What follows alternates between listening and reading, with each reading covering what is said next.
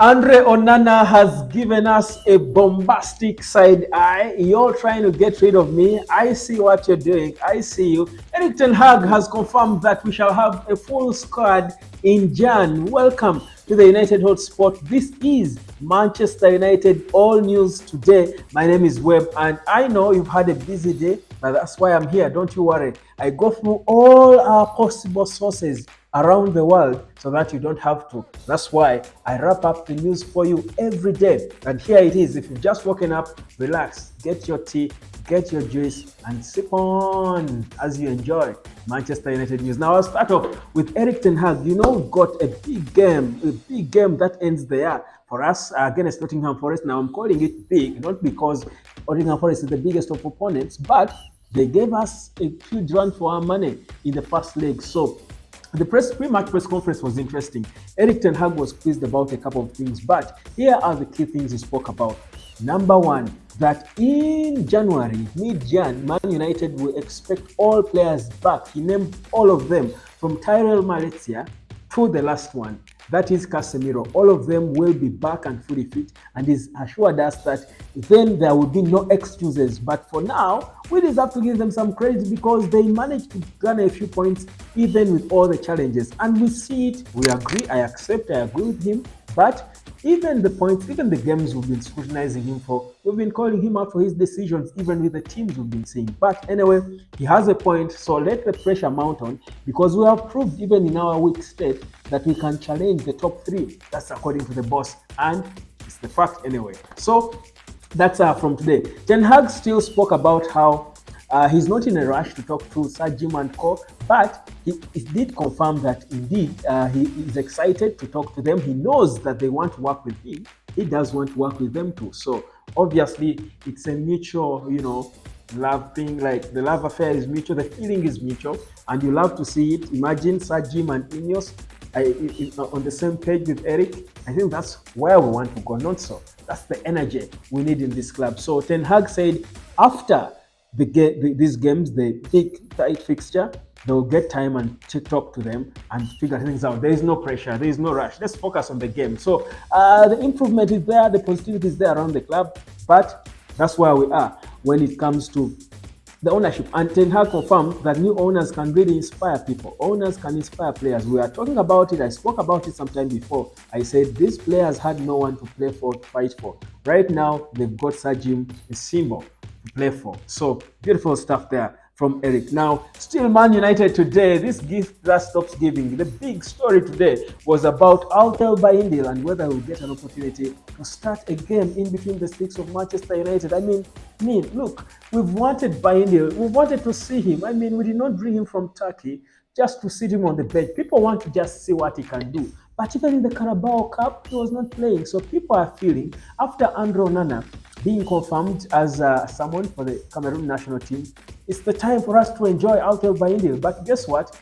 After Onana hearing this and reading social media and seeing what happened, bombastic side eye. I see what you're doing. Yeah, you're trying to get rid of me. So apparently, reports suggest that Andre Onana has said he wants to stay a bit longer before going for the AFCON. So he even wants to stick around for the game against Sweden. He wants to stay as long as he can before he can go for the AFCON. And people are saying, Onana, you're being selfish. Honestly, I think so too. If that's true, I think that's being a little selfish and not so confident. So yeah, that's what I think. But if it were you, what do? A man has got to fight for his job. I mean, that's what puts food on his table. But that happened today as well. Man United today. I'm giving you the news. Well, something about Greenwood. Okay, not for now. At the end of this. So away from Andre Onana and the whole Sir Jim Ratcliffe situation, what have you? There was still news at Man United today. So tomorrow, Nottingham Forest, the manager has confirmed that he's maintaining the same squad. No new guys are returning back, so don't expect to see Luke Shaw in this game. Luke Shaw won't be in the game because neither is Victor Lindelof and who else?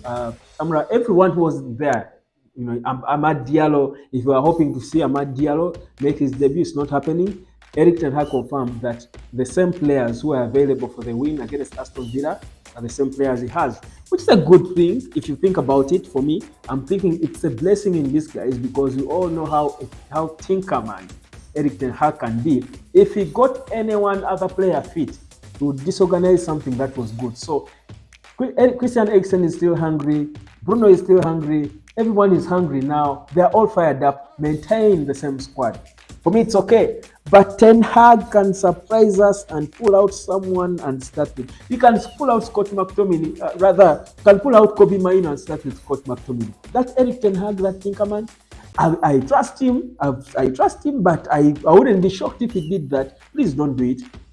We are resting Kobe, No, please don't rest him. He's not tired. He's okay. He doesn't look tired.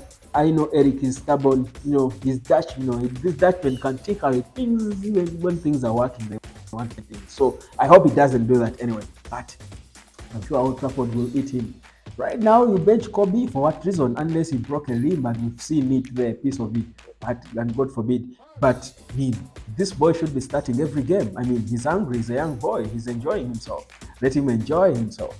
So anyway, I think it's a good thing. We want to see how consistent this team can be because remember Erik Ten Hag said recently, with the players we had available, we did not have the quality to be consistent.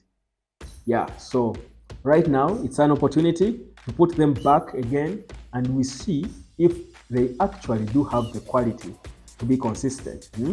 Beautiful opportunity for Man United. So yeah, that's a bit of the wrap-up of today. Of course, Hannibal Mejbri should be heading out on loan. He's also said he's not going for his national team. And somehow no one is talking about him because he's not a marquee player, but Andre Onana should be. Then, of course, I promised to talk to you about Mason Greenwood. So Mason Greenwood's situation is still there. And we are going, the day after tomorrow, we are going into the transfer window. In 2 days, we will be in the transfer window. And this boy's situation is still undecided. And you're there, comfortable, seated, and enjoying. The little boy is in exile. You're there enjoying. So apparently, Man United and Sir Jim rejected £40 million from Getafe. 40 million quid, guy. 40 million quid. When Anthony cost 85, Mason Greenwood someone is bidding 40 million. Isn't that disrespect of the highest order? What do these clubs take us for? So Man United is a joke now. That's why they overcharge us. They used to overcharge us. Now they even underprice our players. That's why you remember how West Ham, I think, was bringing 20 million for Harry Maguire. Someone we bought 80.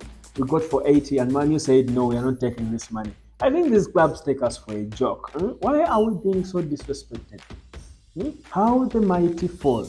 Sir Jim Ratcliffe has got such a huge job to do because we cannot be the laughing stock of global football. How on earth do you bid 40 million for Mason Greenwood? You think about it, fam. Disrespect of the highest order.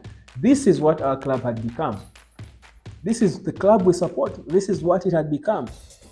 You all have got to wake up. Our club has got to be put up, and when we talk about put up where it's supposed to be, people should not just disrespect us just like that. During the Sir Alex Ferguson times, you bid for such a marquee and important player, that amount of money, you can't. How do you start? That's disrespect of the highest order. Anyway, so yeah, that's where we are as Manchester United. So that's the stories for you. In case you're just joining us, the top stories today where Erik Ten Hag confirms that next month, we will be having a full squad. So judge him then. There will be no excuses for not winning games. 2, Andre Onana say he's making a U-turn. He wants to stay a little longer. His team is supposed to be going into camp, I think, next week for the Africa Cup of Nations. That's in January. Should be the 13th of January in Ivory Coast. So Andre Onana said, I hear you all want to start biennial. I'm not going. I want to stick around and fight for my place. Still, Man United today, Erik Ten Hag confirmed that he's in touch with Ineos, and they do want to work with him, and vice versa. He does want to work with them. The feeling is mutual, which is a good thing. It points us in the same right direction. Tomorrow, don't expect any new faces. The same squad that beat Aston Villa or ashamed Aston Villa is the squad that will be available for Erik Ten Hag for that trip to Nottingham Forest as we say bye-bye to the year, as I do say bye-bye to you right now. Subscribe to the United Hotspot. My name is Webb. I'll catch you later, fam. Enjoy yourselves and take